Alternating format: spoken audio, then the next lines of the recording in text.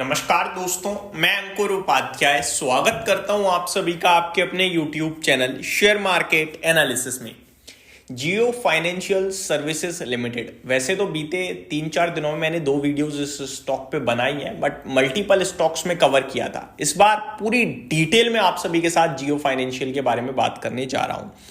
जब हम किसी स्टॉक के बारे में बात करते हैं और अगर आपको पॉजिटिव साउंड करता हुआ दिखता हूं मैं, तो कभी कभार कुछ कमेंट्स आते हैं, भाई खुद ओन कर रखा है, खुद ने खरीद रखा है, इसलिए पॉजिटिव हो रहे हो। एक्चुअली में जियो फाइनेंशियल सर्विसेज का शेयर मेरी पोर्टफोलियो में नहीं है, ये क्लियर कट डिस्क्लेमर दे देता हूं। अब आते हैं आगे।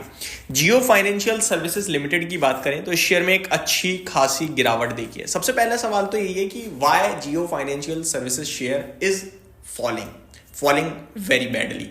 अब मैं आपको इसका जवाब देने की कोशिश करता हूं। पहले तो पूरे बाजार में ऐसा कौन सा शेयर है जो नहीं गिर रहा है? हाँ, एक आध नाम आप मुझे दे सकते हो, नो डाउट, वो मिल जाएगा आपको शेयर बाजार में, लेकिन मेजोरिटी साइड पे क्या हो रहा है? More than 90% stocks are falling and ऐसे गिर रहे हैं जैसे पूछो मत क्या हुआ है, राइट?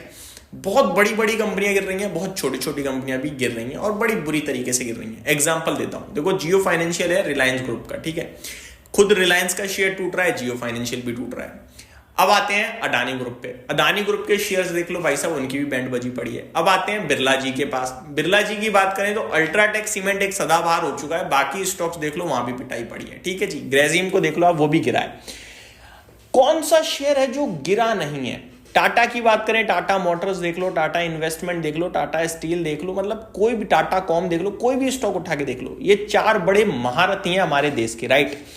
लेकिन इनमें भी गिरावट है। तो ये स्टॉक स्पेसिफिक नहीं, मार्केट स्पेसिफिक गिरावट है, ठीक है जी।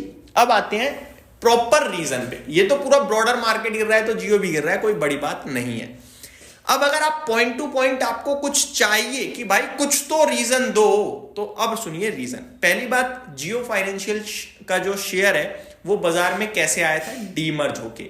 डीमर्ज किससे हुआ था? रिलायंस से। डीमर्जर का प्रोसेस क्या होता है? एक कंपनी से शेयर निकलता है और ये शेयर उन लोगों को मिल जाता है जो इस कंपनी को होल्ड करते हैं, राइट? कोई नया इन्वेस्टर डायरेक्टली जियो फाइनेंशियल को नहीं पाता है, वो मार्केट में आने के बाद ही खरीदता है। लेकिन जो बंदा इस शेयर को होल्ड करता है उन सबके पास तो ये पहुंचेगा ही पहुंचेगा। जिसके पास भी रिलायंस का शेयर था उसको जियो फाइनेंशियल का शेयर मिला ही मिला, फ्री में मिला, ठीक है।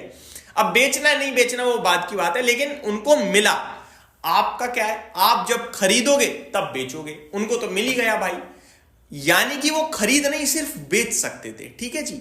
खरीदने के लिए ओपन मार्केट में आने का वो चाहते तो ले भी सकते थे। अब रिलायंस का शेयर कौन ओन करता है? ऑब्वियस है भाई साहब, एफआईआई ओन करते हैं दबा के, ठीक है। रिटेल के पास तो ज्यादा है नहीं, रिटेल ने तो ओपन मार्केट से खरीदा, लेकिन एफआईआई तो पहले से रिलायंस को ओन करते थे, उन्हें मिल गया। म्यूचुअल फंड इंडस्ट्री ओन करती थी, उन्हें मिल गया। अब यहां पे सेलिंग किसकी चल रही है? एफआईआई की। तो एफआईआई उसमें भी बिकवाली कर रहे हैं कहीं ना कहीं। तो पहला रीजन तो ये हो गया सेलिंग का। अब आता हूं दूसरे कारण पे। रिलायंस की जो टोटल वैल्यू है उसकी 6% इक्विटी जियो फाइनेंशियल के हाथ में है, इसीलिए आपको जियो फाइनेंशियल का मार्केट कैप बहुत बड़ा दिखता है और कंपनी के रेवेन्यू और प्रॉफिट छोटे से दिखते हैं। कैलकुलेशन एरर होता है ये दोस्तों, वो मैं आपको बता दूं। आपको हमेशा जो भी जियो फाइनेंशियल की टोटल वैल्यू है, एग्जांपल के रूप में बताता हूं, आज की डेट में जियो फाइनेंशियल सर्विसेज की जो मार्केट कैप है करीब 1.5 लाख करोड़ की है। मैं एग्जैक्टली भी आपके साथ शेयर करता हूं। एग्जैक्टली 1,55,300 करोड़ का मार्केट कैप है। लेकिन आपको इसको 1,55,300 करोड़ का मार्केट कैप नहीं समझना है। क्यों नहीं समझना है, उस पर आते हैं। रिलायंस इंडस्ट्री के स्टॉक को ओपन करता हूं, इसका राउंड फिगर में 17 लाख करोड़ का मार्केट कैप है, इसमें 6% जियो फाइनेंशियल का है। अब 17 लाख करोड़ का 6% कितना होता है वो लगा लीजिए। 1,70,000 करोड़ तो हो गया सीधा सीधा आपका 10%, तो करीब 1 लाख करोड़ के समथिंग हो जाता है 6%, ठीक है जी। अब 1 लाख करोड़ तो हो गया जियो फाइनेंशियल का रिलायंस के अंदर इक्विटी। अब बची कितनी? 55,000 करोड़। तो 55,000 करोड़ की वैल्यू दे रहा है बाजार इस समय जियो फाइनेंशियल के स्टॉक को। ये आपके लिए कैलकुलेशन बैठेगी परफेक्ट। तीसरी चीज पे आते हैं। रिलायंस के शेयर की टॉप वैल्यू पे कितना मार्केट कैप था? 22 लाख करोड़ का। 22 लाख करोड़ के हिसाब से 6% इक्विटी कितनी होती है पता है आपको? 1,20,000 करोड़ की। तो उसकी वहां से भी वैल्यू कम हुई है। अब आ जाते हैं तीसरे कारण पे। तीसरा कारण दोस्तों ये है कि रिलायंस जियो फाइनेंशियल के जो बिजनेस है वो डायरेक्ट स्टॉक मार्केट से रिलेटेड हो रहे हैं, लाइक ब्रोकिंग में वो उतरने की तैयारी में, म्यूचुअल फंड का वो बिजनेस शुरू कर नहीं रहे हैं ब्लैक रॉक के साथ। अभी तो एएमसी वगैरह सबसे लाइसेंस भी मिल ही गया है, बस अब तो उद्घाटन करना रह गया, आप ये कह सकते हो। अब आप इससे रिलेटेड कंपनियां देखिए, ब्रोकिंग में एंजल वन का हाल देख लो, मोतीलाल ओसवाल का हाल देख लो। अगर आप वेल्थ मैनेजमेंट की बात करो तो भैया आनंद राठी देख लो, नुवामा देख लो। अगर आप म्यूचुअल फंड इंडस्ट्री की बात करें तो वहां भी कोई स्टॉक उठा के देख लो, तो सभी जगह प्रॉब्लम है। तो इसके जितनी भी आजू बाजू की चीजें हैं जियो फाइनेंशियल से जुड़ी हुई, सब जगह प्रॉब्लम है। लेकिन क्या कंपनी में कोई इंटरनल इशू है? बिल्कुल भी नहीं है। तो अब आपको जवाब मिल गया होगा कि आपको क्या करना है।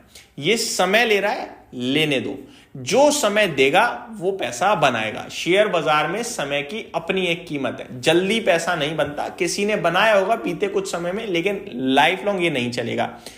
एक बड़ा अच्छा कोट भी है दोस्तों, early success is a scam, real success takes time. तो भाई साहब पैसा बनने में तो समय लगेगा। 2-4-5 हजार कमाने आते हो, वो डेली कमा के चले जाओ, बन जाएगी बात, कोई बात नहीं है। लॉस भी खाओगे, प्रॉफिट भी करोगे, लेकिन जिंदगी बदलनी है, वेल्थ क्रिएट करनी है तो समय देना पड़ेगा इस बाजार को, और समय देना होगा सही शेयर को।